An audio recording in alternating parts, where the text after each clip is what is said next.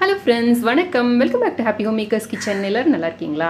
விநாயகர் சதுர்த்தி வருது. நம்ம வந்து கொழுக்கட்டைக்கு மேல் மாவு எப்படி செய்யறதுன்னு பார்ப்போமா? இன்னைக்கு 3 விதமா நம்ம எப்படி செய்யறதுன்னு பார்ப்போம். ஒன்னு வந்து பதப்படுத்தின அரிசி மாவுல இருந்து, இன்னொன்னு வந்து கடையில இருந்து வாங்கின மாவுல இருந்து, இன்னொன்னு அரிசியை ஊற வச்சு அரைச்சு பண்றது. சோ 3 மெத்தட் இங்க கொடுத்திருக்கேன். வாங்க இது எப்படி செய்யறதுன்னு பார்ப்போம்.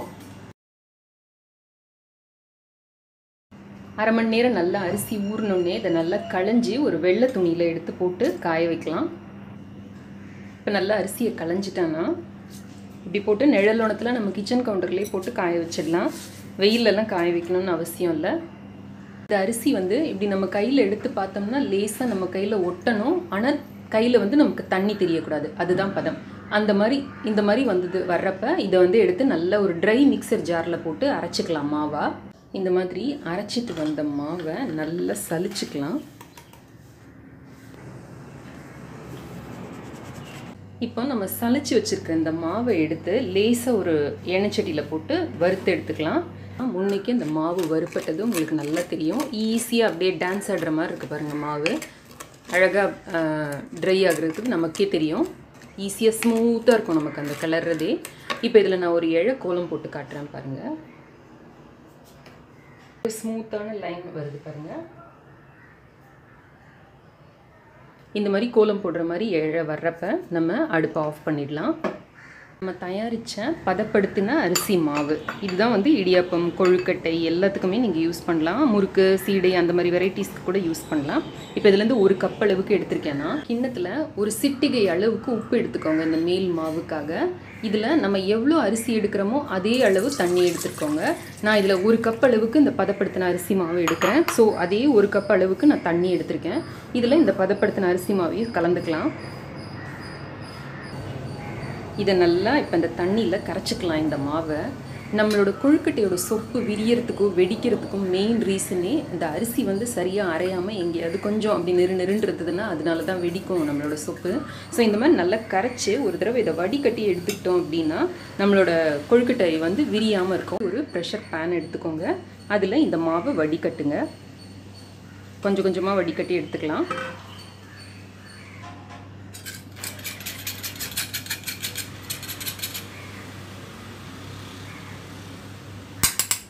இப்போ இந்த கலவையோட நான் வந்து அரை கப் அளவுக்கு தேங்காய் பால் சேர்க்குறேன். நீங்கள் வந்து 1/4 கப் அளவு வேணால் கூட சேர்த்துக்கோங்க. அப்புறம் தேவைன்னா கூட 1/4 கப் சேர்த்துக்கோங்க. ஏன்னா அரிசி வந்து நல்ல பழைய அரிசியாக இருந்தது அப்படின்னா அரை கப் பிடிக்கும். கொஞ்சம் புது அரிசியாக இருந்ததுன்னா 1/4 கப்லேயே போதுமானதாக இருக்கும். இப்போ எனக்கு இது தெரியும் அப்படிங்கிறதுனால நான் அரை கப் ஆட் பண்ணுறேன். ஸோ அது மட்டும் பார்த்து ஆட் பண்ணிக்கோங்க.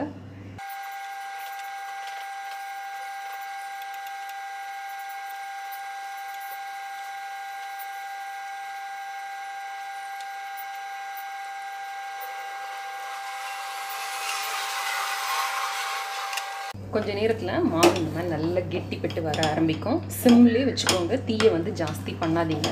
மிஞ்சி போனால் ஒரு 5 நிமிஷம் தான் ஆகும் இது வந்து நல்லா ஹார்ட் ஆகிறதுக்கு. இப்போ இந்த கொழுக்கட்டை மாவில் 1 டீஸ்பூன் அளவுக்கு நெய் சேர்த்துக்கோங்க. நல்லெண்ணெய் கூட சேர்த்துக்கலாம். இப்போ பார்த்தீங்கன்னா மாவு வந்து அந்த பாத்திரத்தில் ஒட்டாமல் வருது பாருங்கள். இப்படி கையால் தொட்டு பார்த்தோம்னா நம்ம கையில் ஒட்டக்கூடாது. ஸோ அதுதான் பதம். இந்த மாதிரி வர்றப்ப கேஸ் ஆஃப் பண்ணிடலாம். கொஞ்சமாக சூடு ஆறி இந்த ஒரு கை பொறுக்கிற சூடு வர்றப்ப எடுத்து இதை பிசைய ஆரம்பிச்சிடலாம். இப்போ நம்மளோட மாவு நல்லா வெது வெதுன்னு இருக்குது. கை பொறுக்கிற பக்குவத்தில் இருக்குது. இப்போ இதை எடுத்து நல்லா பிசைஞ்சிக்கலாம்.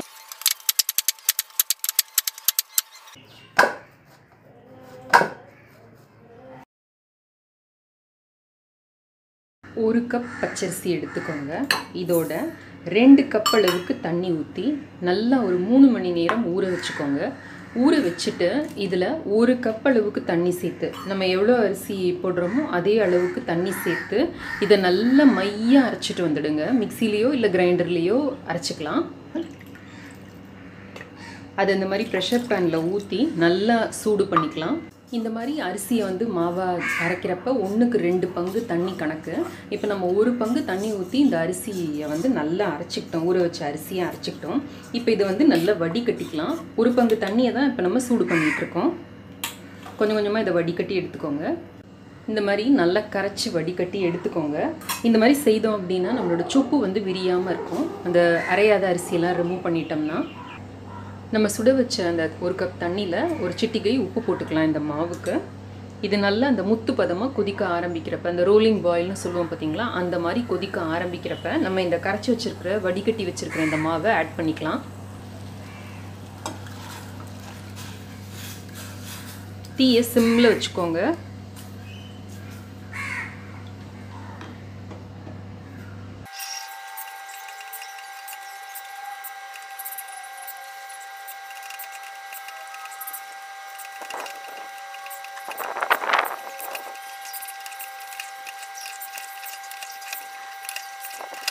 கொஞ்சம் கட்டியாக நல்லா வெந்து வரப்ப இதில் 1 டீஸ்பூன் அளவுக்கு நெய் விட்டுக்கோங்க. வேணும்னா நல்லெண்ணெய் கூட விட்டுக்கலாம். விட்டுட்டு நல்லா கிளறலாம். மாவு இப்படி பாத்திரத்தில் ஒட்டாமல் நல்லா இப்படி திரண்டு வரும். கை வச்சுட்டு மாவை இப்படி தொட்டு பார்த்தோம்னா நம்ம கையில் மாவு ஒட்டக்கூடாது. இதுதான் பதம். இப்போ அடுப்பு ஆஃப் பண்ணிடலாம். மாவு எடுத்து இந்த மாதிரி ஒரு தாம்பாளத்தில் கொட்டிக்கோங்க. கொஞ்சம் ஆறட்டும். இது இந்த மாவு இப்போ நல்லா கை பொறுக்கிற சூடுக்கு வந்தாச்சு. இதை இப்போ நல்லா சேர்த்து பிசைஞ்சிக்கலாம். வேணும்னா இதில் கூட 1 டீஸ்பூன் நெய்யோ இல்லை எண்ணெயோ விட்டு இப்போ நம்ம நல்லா அதை பிசைஞ்சிக்கலாம். மாவை நல்லா பிசைஞ்சிக்கோங்க. நல்லா பிசைய மாவு வந்து நல்லா ஸ்மூத்தாக வர ஆரம்பிக்கும் நமக்கு. அது வரைக்கும் பிசைஞ்சிக்கோங்க.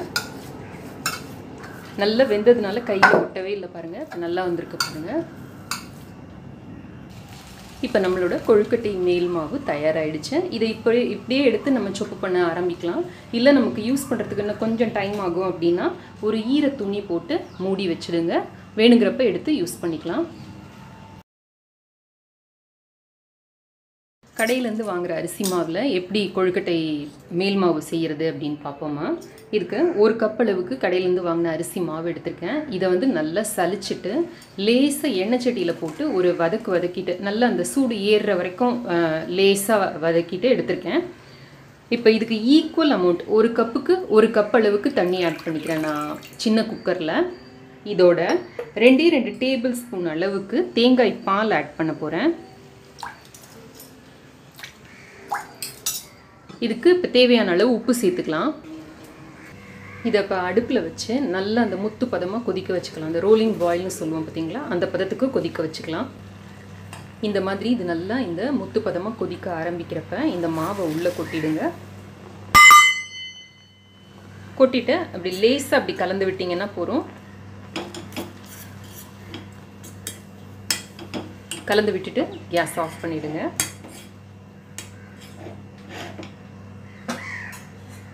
கேஸ் கட்டி வெயிட்டும் போட்டு மூடிடுங்க. மூடிட்டு இதை இப்படியே விட்டுருங்க. அடுப்பு எரிய வேண்டாம். ஜஸ்ட் இப்படியே விட்டுடுங்க. இது வந்து கை பொறுக்கிற சூடுக்கு வர்றப்ப இதை எடுத்து நம்ம பிசையலாம். இந்த மாவு இப்போ வெந்து ரெடியாக இருக்குது. இதை நல்லா இப்படி சேர்த்து பிசைஞ்சிக்கலாம். இதில் ஒரே 1 டீஸ்பூன் அளவுக்கு நெய்யோ இல்லை நல்லெண்ணெய்யோ விட்டுக்கோங்க.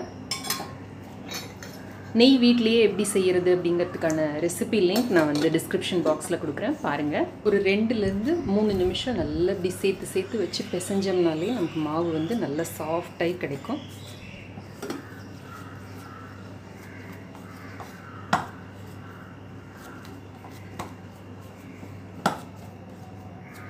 சில நேரம் உங்களோட வாங்குகிற மாவோட பேக்கெட்லேயே வந்து 1.25 கப்பு இல்லை 1.5 கப் அளவுக்கு தண்ணி ஆட் பண்ண சொல்லியிருந்தாங்க அப்படின்னா நீங்கள் அந்த அளவு தண்ணி எடுத்துக்கோங்க.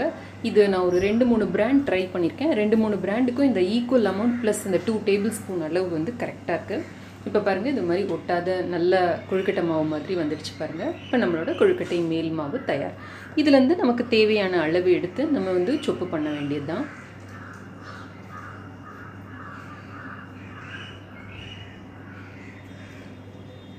துளி எண்ணெயோ நெய்யோ கையில் தொட்டுக்கோங்க.